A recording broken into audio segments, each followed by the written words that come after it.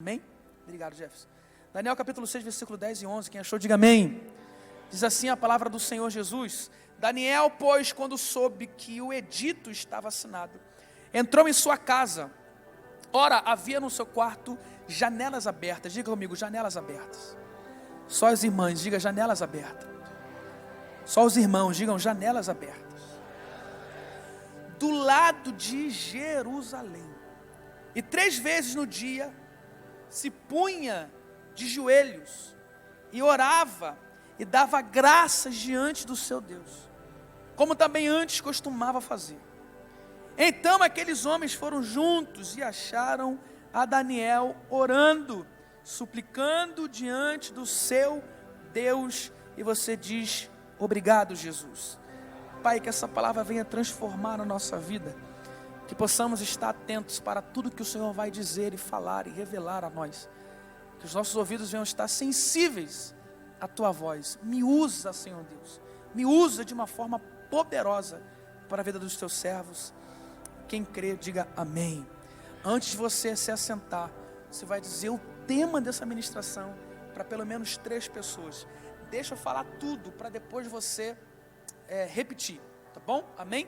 Você vai dizer para 3 pessoas assim, ó, deixa eu falar tudo. A resposta do sentimento é vento. A resposta da oração é decreto. Vai aí, fala aí. A resposta do sentimento é vento. A resposta da oração é decreto. Tome seu assento aí, em nome de Jesus. Aleluia. A resposta do sentimento é vento, mas a resposta da oração é decreto. Aleluia. Quem quer vento, diga amém. Quem quer decreto de Deus, diga glória. Mas tu está no vento e nem sabe. Olha aqui para mim, irmãos.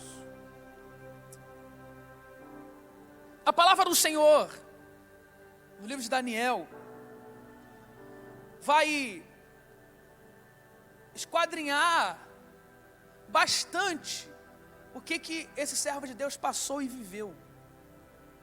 Os seus feitos, as suas provações. Você sabe que Daniel, ele foi um homem que foi levado cativo à Babilônia. Foi levado a cativo, a estar nas mãos de pessoas que idolatravam um Deus que era um Deus pagão. Daniel é um jovem que dispensa comentário ao que tange estar na brecha por amor ao Senhor. E nessa introdução eu quero falar com você sobre essa qualidade de Daniel, de estar na brecha por amor a Deus. Daniel é alguém, irmãos, que é um jovem e não vai, deixar de ter sentimentos, deixar de ter desejos. Só que quando a gente entende que o Senhor é um Deus, de promessas e de realizações para a nossa vida, nós temos que decidir viver para Ele. Pastor, o que é ser alguém que ama Deus e serve os seus princípios? Alguém que decidiu servir a Ele. Servir a Deus, irmãos, não é apenas você vir para o culto e ter esse momento maravilhoso, poderoso, você glorificar, você chorar. Servir a Deus é uma decisão. Olha para mim, decisão de quê, pastor? Decisão de se colocar na brecha. E pastor, o que diz essa brecha? Irmãos, a nossa vida, eu já falei isso muitas vezes, ela é resumida pelas nossas escolhas. Para você entender que uma escolha é tão importante, tão poderosa para a nossa vida. Todos nós conhecemos a história de Adão e Eva. Nós estamos vivendo uma consequência de uma escolha errada de alguém lá atrás. De quem? De Eva. de Adão que concordou. Olha que coisa, sabe, horrenda. Qual, pastor? As decisões resolvem os nossos caminhos. Tantas decisões positivas como as decisões negativas. E pastor, como que eu vivo uma vida em Deus, mesmo com as decisões para mim sendo negativas, mas para Deus sendo algo bom para eu percorrer, sendo algo bom para viver? Como, pastor? Olha para mim, o segredo ainda é a oração. Não tem mistério, irmãos. Eu poderia te enrolar aqui e falar isso no final. O segredo é a oração. Não tem mistério. Não tem 5 tópicos para você viver o melhor de Deus. Não. Pastor, como eu decido a minha vida em Deus para viver as promessas de Deus? Oração. E Daniel era um homem que vivia isso em Deus. Era um homem que orava. O que é orar, pastor? Orar é conversar com Deus. Orar é abrir os seus ouvidos e falar assim: Senhor, fala aquilo que eu preciso ouvir. Irmãos, olha para mim aqui. E é muito fácil a gente diagnosticar quem são as pessoas que não têm uma vida de oração. É muito fácil a gente perceber quem não tem vida de oração. Como, pastor? Primeira coisa, pessoas que não têm vida de oração vivem com raiva de tudo e de todos. Fala comigo, general. Só vive ranzinza, só vive com cara feia, só vive, sabe, rangendo os dentes, só vive reclamando, só vive chutando os baldes por aí. Você conhece alguém assim? Que tudo enraiva ela. Ela parece até um pitbull dentro de um ringue. Parece que ela não está no reino, não. Parece que ela está no ringue. Qualquer coisinha enraiva esse alecrim dourado gospel. Você conhece gente assim? Eu estou com raiva. Por quê? Porque o pastor não me deu oportunidade. Eu estou com raiva por quê? Porque o pastor não me enxerga na igreja. Eu estou com raiva por quê? Porque o pastor não me viu na rua. Eu estou com raiva por quê? Essa aqui é clássica. Porque o pastor esqueceu o meu nível. Eu estou com raiva, tudo enraiva ela. Eu estou com raiva por quê? Porque fulano fez isso. Estou com raiva por quê? Porque esse fulano fez isso. Eu estou com raiva por quê? Porque não saiu da minha forma. Ei, por que você se raiva? Porque o teu sentimento está falando mais que a oração que você tinha que fazer. Segunda coisa que é fácil a gente olhar pessoas que não têm vida de oração. Pergunta para mim, qual pastor? Tá fraco? Diga, qual pastor? Aqui não tem não. Pessoas que vivem falando mal de quem fez mal para ela. São pessoas que não vivem uma vida de oração. As pessoas que vivem assim, ó. Fulano? Não ligo não, mas a roda vai girar. Ciclano? Não, deixa. Por quê? Deus vai pesar a mão. Ciclano? Não deixa. Fez comigo aqui, mas o Facebook que me espera, vou escrachar, vou vomitar toda. São pessoas assim, que vivem, sabe, entre linhas, uma espiritualidade tão mentirosa, ao ponto de os seus sentimentos usar a palavra de Deus para alfinetar alguém. Só que eu estou pregando para uma igreja aqui que precisa, irmãos, viver a resposta, não do sentimento que tem, mas sim da oração que precisa ser feita. Os nossos sentimentos, irmãos, sabe, se eu engasgar aqui é porque eu estou me familiarizando agora com o iPad. Porque some alguma coisa, entendeu? Calma que eu estou pegando matéria agora. Pessoas que respondem o sentimento que ela está. Olha para mim aqui. Nunca responda ao seu sentimento.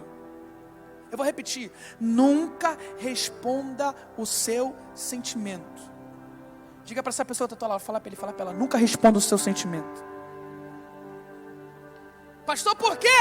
Olha para mim aqui. Até para você que é casado, até para você lidar com o seu esposo, com a sua esposa. Irmãos, eu não creio em um casamento que se sustenta sem a presença de Deus. É impossível. Casamento que não tem a presença de Deus é casamento de fachada, casamento mentiroso. Tem pessoas que vivem até uma fidelidade, mas não é leal. Tem pessoa que vive até uma lealdade, mas não é fiel. Pastor, até com a minha esposa, mesmo sendo de Deus, eu preciso ter uma vida de oração. Claro, irmãos. Vai dizer para mim que não vai chegar, que não tem uma hora que dá vontade de você jogar panela na cabeça desse parafuso que está do teu lado aí. Vai falar para mim que você não tem vontade de pegar, chutar o balde e falar assim: eu não volto mais para essa casa de jeito nenhum. Por quê? O teu sentimento está doido que você responda a isso. Mas quem tem vida de oração, fala: Senhor, tem misericórdia. Quem tem vida de oração, se tranca no banheiro e fala: Senhor, me ajuda, porque eu não estou aguentando mais. Abre a Bíblia: Senhor, me responda como que eu devo agir nessa situação. O que eu tenho que fazer? Não responda aos seus sentimentos antes de você orar ao Senhor. Quem está me ouvindo aqui, diga glória a Deus. Pastor, eu estou vivendo esse inferno na minha vida porque eu não tenho uma porta aberta. Olha para mim, eu começo a pregar agora. Perdão, eu começo a pregar agora. Me mostra a porta que estava aberta para Daniel. Daniel estava vivendo uma pressão, porque ele não se misturava com os manjares do rei, e também não se dobrava às vontades do rei, e nem a estátua, nem nada que era pagão, porque ele era alguém diferente, que vivia em oração. Ele vivia pressionado com a vida. Eu estou falando com alguém aqui que vive pressão no casamento, que vive pressão na família, que vive pressão ministerial, que vive pressão no trabalho. Você está andando sob pressão. Você não vê porta aberta. Você parece que não tem um caminho para te direcionar. Olha para mim aqui. Daniel não tinha uma porta aberta. Pastor, o que Daniel tinha? Ele não tinha porta, mas ele tinha janela. Pastor, o que é janela? Janela é esperança. Pastor, me dá a Bíblia para isso. Quando Noé pediu uma esperança em Deus, Deus não falou assim: abre a porta. Deus falou: vai para a janela, pega uma pombinha. Tem gente, irmãos, que não vai entrar na porta, mas Deus está falando: eu abri uma janela há muito tempo para você, meu filho. Oh, aleluia. Pastor, o que é janela? Janela é direção. Daniel estava sendo pressionado. Ele viu o decreto: quem não servir ao rei, só o rei, vai ser jogado na cova dos leões. Daniel não estava nem aí, não tinha porta aberta para ele, mas a janela voltada para Jerusalém era o caminho. Era Deus falando: meu filho, não tem porta aberta, mas tem uma direção, permanece fiel, continua orando. Ei, talvez você não vá sair daqui desse culto com uma porta aberta, mas você vai sair daqui com uma janela, porque Deus está dizendo para você, através dessa janela: eu não me esqueci da promessa, eu não me esqueci do decreto que eu fiz. Qual decreto, pastor? Eu lembro que Deus falou contigo que a tua família seria restaurada, que teu filho seria, que seu filho seria salvo, liberto. Ele não esqueceu da promessa. Pastor, o que eu tenho que fazer? É só lembrar: olha para a janela, olha para a janela, olha para a janela, olha para a janela. O que eu aprendo com Daniel, pastor? Eu aprendo com Daniel que ele não tinha uma porta aberta, como todo crente gosta de ter, né? Crente adora uma porta. Deus vai abrir uma porta. Cuidado, que a tua porta pode sair o Sérgio Malandro. Yeah.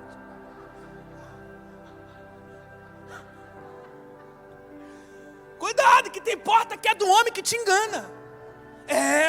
Tem gente que diz assim: pastor, Deus abriu uma porta. Aí quando você abre, é pegadinha. Ih, não. Cuidado, por quê? Antes de abrir a porta, vê se tem direção na janela. Pastor, me explica isso. Vou te fazer você entender melhor. Quem aqui antes de sair de casa não vê o tempo pela janela? Isso aqui tu não ouviu lá não. Quem aqui antes de sair de casa não faz? Não deu. Irmão, eu moro no cume do monte, tu sabe, né?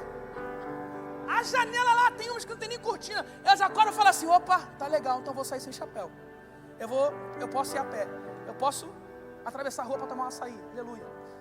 Mas se estiver chovendo, eu faço o quê? Eu me preparo. Pastor, o que você quer dizer com isso? A porta te direciona o que você tem que fazer antes de tomar alguma decisão.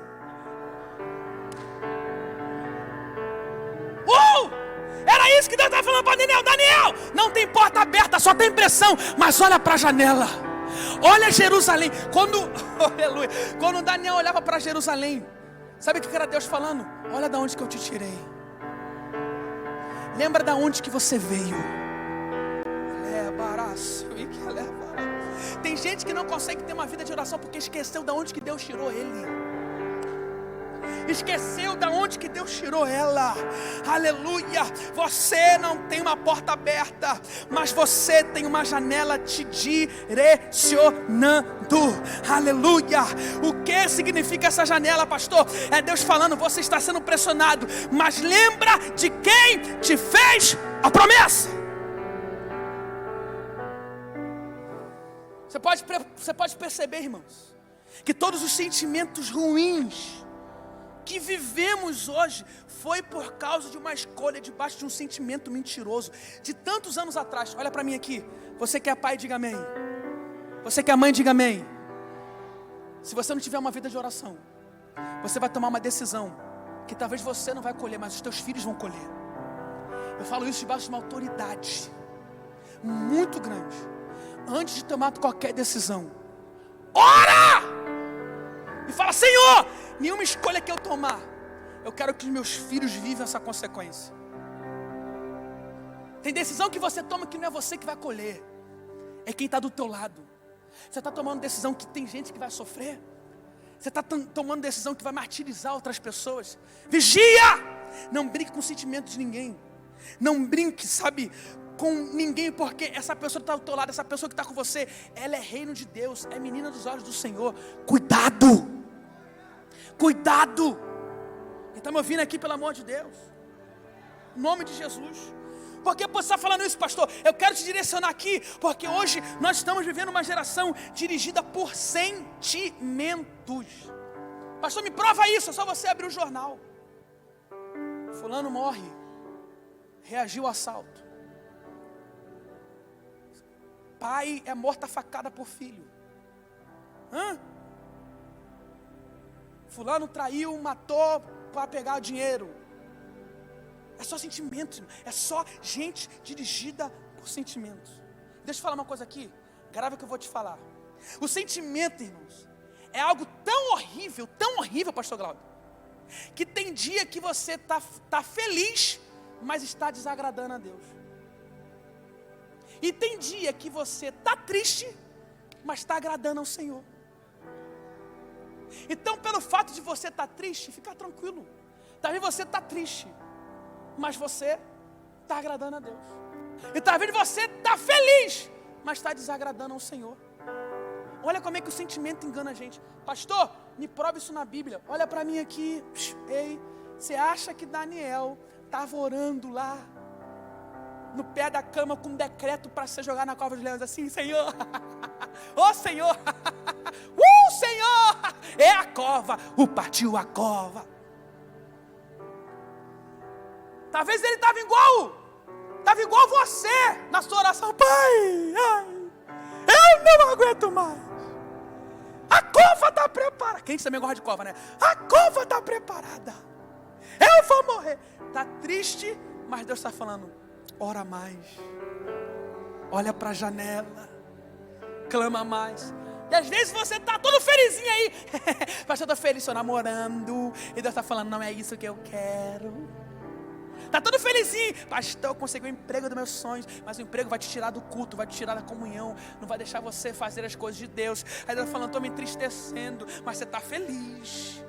O sentimento que você carrega não define o que Deus está sentindo por você. Pega na mão dessa pessoa, tô lá, pega na mão dele, pega na mão dela. Fala para ele assim, ó, troca o sorriso. Talvez você não está agradando a Deus.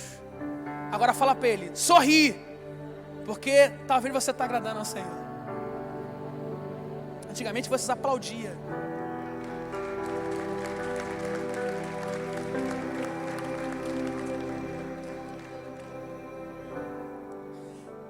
Tem gente, irmãos, que está falando já, 2022 já está perdido. Olha como é que está o governo, olha como é que está a presidência, olha como é que está as coisas, olha como é que está fulano, olha o que está acontecendo na mídia, olha os escândalos. Tem gente que já está aniquilando 2022. Olha para mim aqui, linda de Jeová, deixa eu te falar uma coisa aqui perigosa. Escuta o que eu vou te falar. Irmão, se Deus fez o mundo em 6 dias, o que Ele não pode fazer em um ano? Em 6 dias Ele deu luz, em 6 dias Ele deu forma. Imagina 2022, janeiro, fevereiro, oh glória, março, abril, maio, junho, julho. Deus já está preparando um lugar para você pisar. Lugar de bênção, lugar de vitória, lugar de fartura, lugar que você vai engrandecer o nome do Senhor e vai dizer: até aqui nos ajudou o Senhor.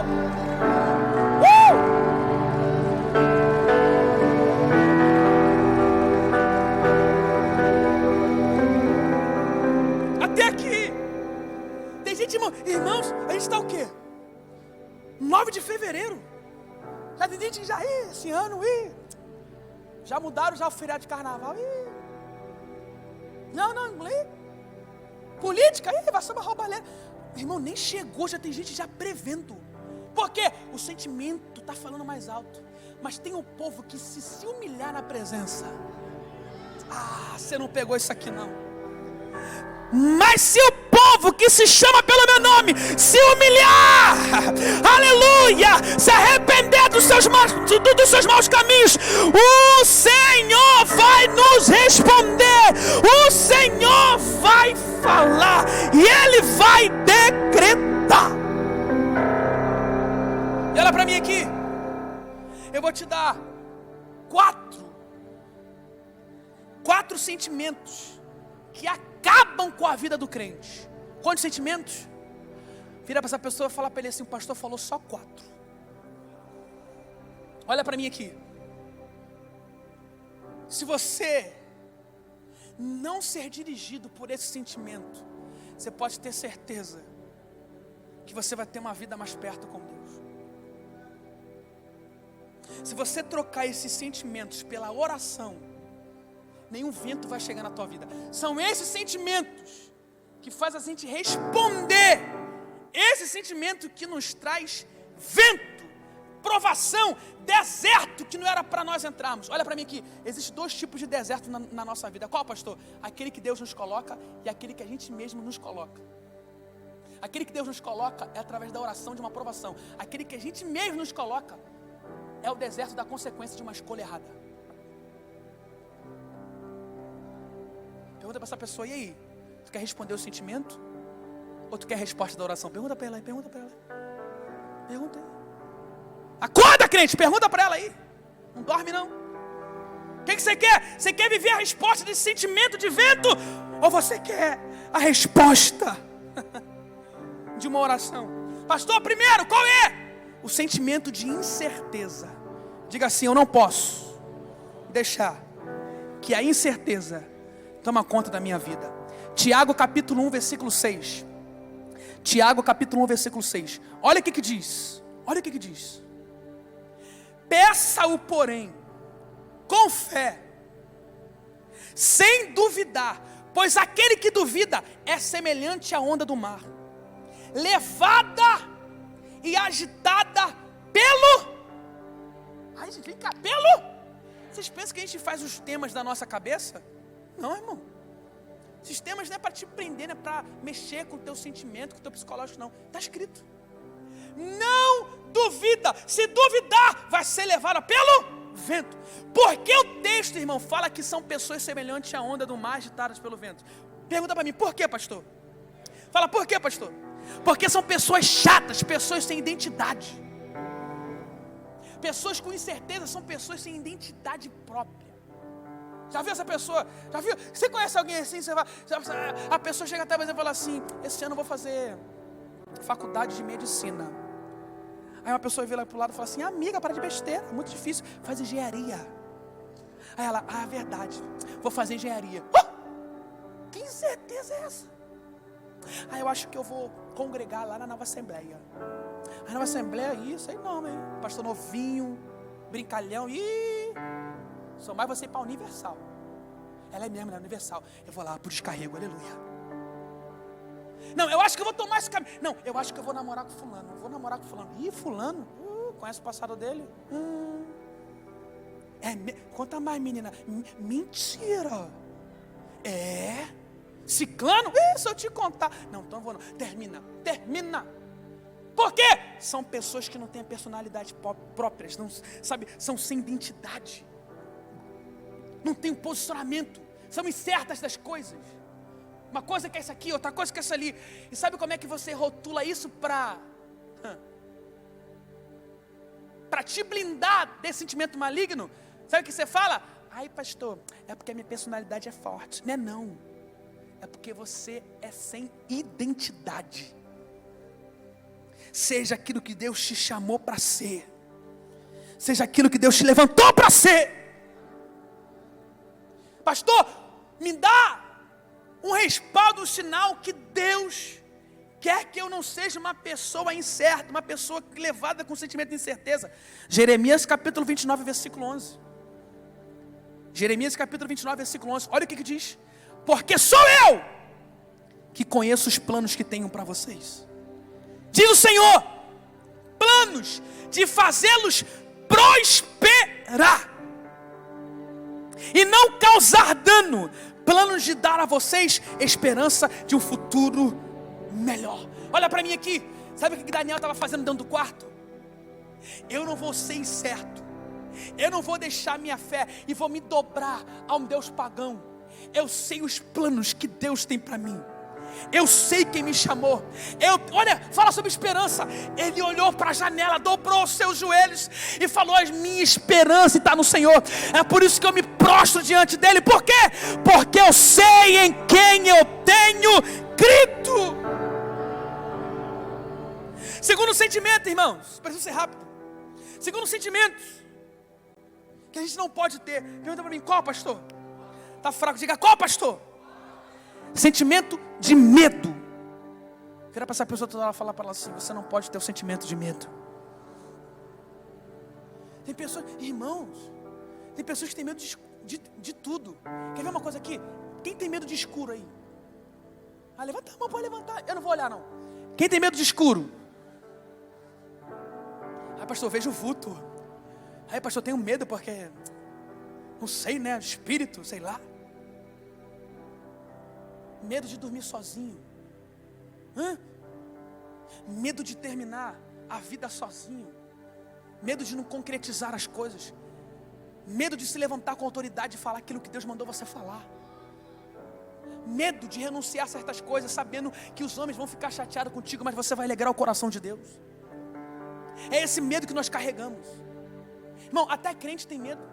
E tem crente colocando medo nos crentes. E os crentes estão ficando com medo porque os crentes mesmo estão botando medo nos crentes. Irmão, eu nunca vi revelação que coloca medo na nossa vida. Eu vou dizer, Leandro, fez isso te ver. Deus abençoe. Eu nunca vi revelação. Irmão, teve um dia que eu recebi uma revelação que a irmã parecia que ela me introduziu no filme de terror. Pastor, eu via, tô saindo daqui, pastor, um buraco, eu te engolia, vi um monstro com umas garras. Falei, irmã, premonição? Não, pastor, porque eu vi. Meu irmão, calma aí, não bota medo na gente não. Irmão, não existe revelação do céu para te colocar medo. O que Deus tem para você é planos para darem certo e para te levar para uma vida de esperança. Quer ver uma coisa aqui? Teve um tempo atrás, irmão, que um maluco pegou a internet e falou assim: olha, dia 30 de maio o mundo vai acabar. E Labachúria. Todo mundo, meu Deus do céu. Irmão, quando chegou no dia 30, meia-noite, eu olhei na janela e falei, meu Deus, será? O irmão falou com tanta, sabe, tanta língua estranha, tanta autoridade. Eu falei, eu me lembro até que nesse dia deu até um relâmpago. Eu falei, Tainá, tá aí? Será que foi agora? Quase que eu liguei para a bispa tá aí, bicha? Se é bispa, atender porque Jesus não voltou. As pessoas botando medo, a gente está com medo.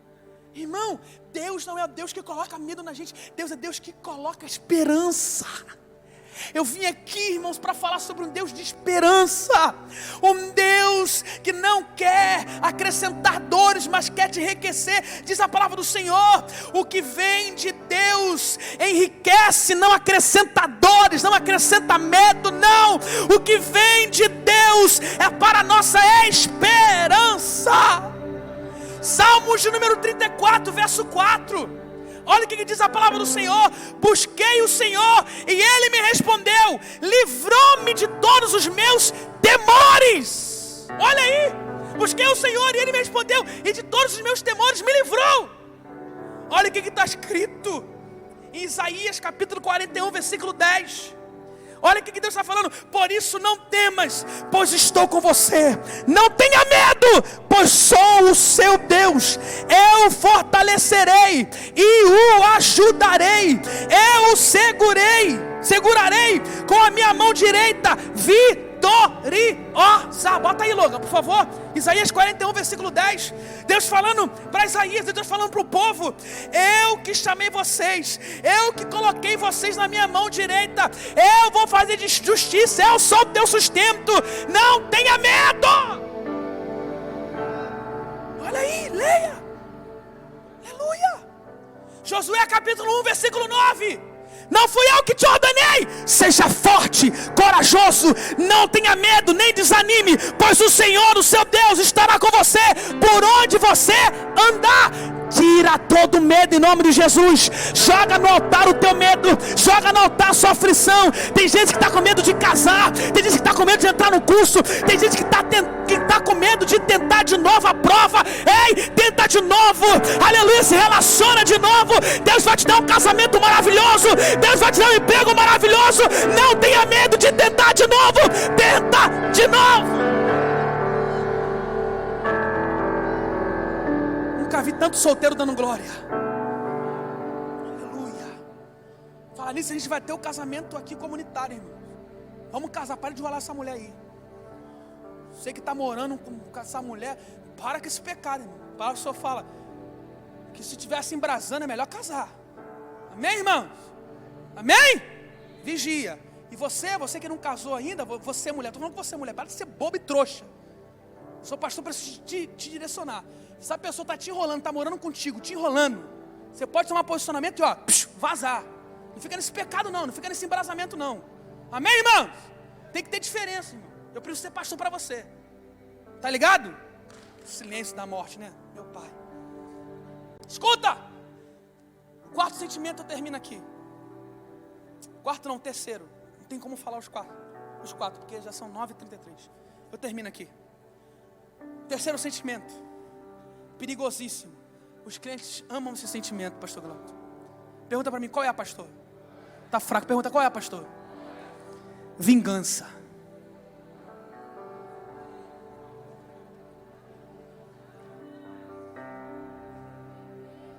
Olha para mim aqui.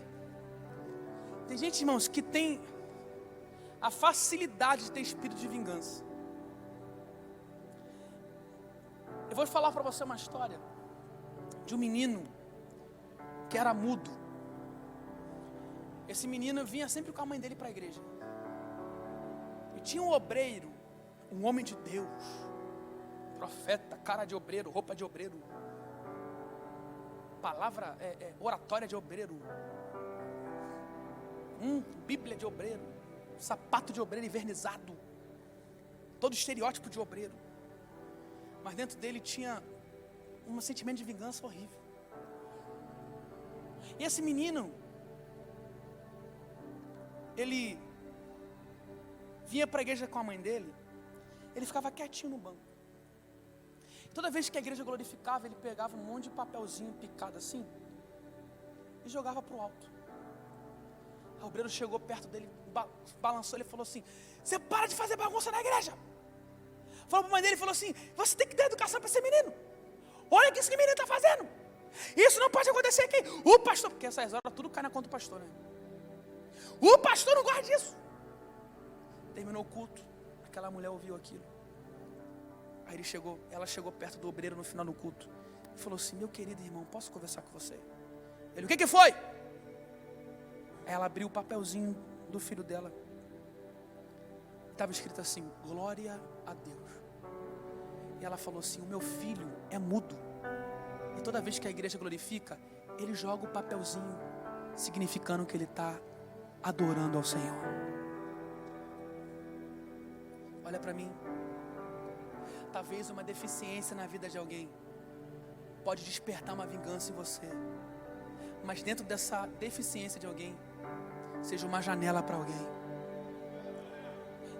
Deixa eu falar uma coisa para você. Nós somos esperança para a vida de alguém, através da presença de Deus que habita em nós. Você pode ser a janela na vida de alguém. Quem está me ouvindo aqui em nome de Jesus? Olha o que diz em Romanos capítulo 12. Romanos capítulo 12, versículo 19 e 21. Amados, nunca procure vingar-se, mas deixem com Deus a ira, pois está escrito: minha é o quê? A vingança, eu retribuirei, diz o Senhor. Ao contrário, se o teu inimigo tiver fome, dele de comer, se tiver sede, dele de beber. Fazendo isso, você amontoará brasas vivas sobre a cabeça dele. Não se deixem vencer pelo mal, mas vençam o mal com o bem. Irmãos, eu não sei que fogo é esse entrelado na vingança. Eu não sei que avivamento é esse entrelado na vingança. Eu não sei que avivamento, que fogo é esse atrelado, sabe, em palavras horríveis. Se você tem o fogo de Deus na tua vida, você não faz vingança, você não se ira contra o teu irmão. Se você tem o fogo de Deus na tua vida, você está amontoando esse fogo de Deus sobre a tua vida, é porque você dá esperança para alguém. Você dá de comer aquele que quer ver o teu mal, você dá de beber aquele que quer ver o teu mal. Deus está levantando algumas pessoas para falar aqui nessa noite: ei, Daniel não se vingou em oração, Daniel ele não se vingou com palavras, Daniel só dobrou os seus joelhos e falou: Senhor, a minha vida pertence a ti. Me mostra na Bíblia Daniel descendo na cova e falando assim: vocês vão ver, a mão de Deus vai pesar em vocês, a roda vai girar, vai acontecer. Quem me viu na prova e não me ajudou. Olha o que vocês estão fazendo com o homem de Deus. Eu sou um homem de Deus, maldito aquele que mexe com nada disso. Ele se calou, aleluia. Mas quando o nosso sentimento de ira se cala, a justiça de Deus se levanta. Eu vou repetir isso aqui para ver se alguém reage, dá um salto desse banco. Ei, quando você cala a sua ira, Deus levanta do trono com justiça para dizer: meu filho, a tua oração chegou no meu trono. Eu sei que você está vivendo por pressão. Eu sei que estão te pressionando, a tua família está te pressionando, o teu esposo está te pressionando, a tua esposa está te pressionando, os teus filhos estão te pressionando, e talvez está vindo uma ira em você, sabe? Um sentimento para falar coisas horríveis, um sentimento para postar algo na internet, para todo mundo ver, que você fala mesmo, que você vomita mesmo. Ei, talvez eu estou falando com alguém aqui hoje: pastor, eu tenho motivo para me irar, eu tenho motivo, aleluia, para fazer o que eu quero fazer, eu tenho motivo para sair de casa, eu tenho motivo para se virar contra alguém, eu tenho motivo para não perdoar. Eu sei que você tem motivos sentimentais, mas motivos sentimentais traz para você vento, motivos sentimentais traz para você luta, guerra. Agora a oração traz para você decreto, aleluia. Quando você está vivendo a base de pressão, quando você está vivendo a base de perseguição, quando você está vivendo a base, sabe, de coisas ruins, aonde você pisa, onde você vive, onde você acorda, onde você dorme, enquanto você está vivendo essa pressão, deixa eu te falar uma coisa: responde essa pressão na oração. Fala: Senhor, tem misericórdia, Senhor, não aguento mais, Senhor, me ajuda. Enquanto você não responde com os teus sentimentos, você não adquire vento para a sua vida. Agora, quando você responde oração, Deus decreta: chega, você sofreu até aqui, chega, você passou por isso até aqui, chega, esse culto é o último choro que você derrama, porque a partir de hoje eu vou fazer você viver dias sobrenaturais. E aqueles que te pressionaram, aqueles que te perseguiram, vai ter que ver o jejum dos leões, vão ter que ver os leões com a boca fechada, vai ter que ver aqueles que te pressionaram dizendo: grande é o Senhor que você serve. Ficar de pé reagindo com glória, ficar de pé reagindo com glória. Deus vai responder a oração de alguém.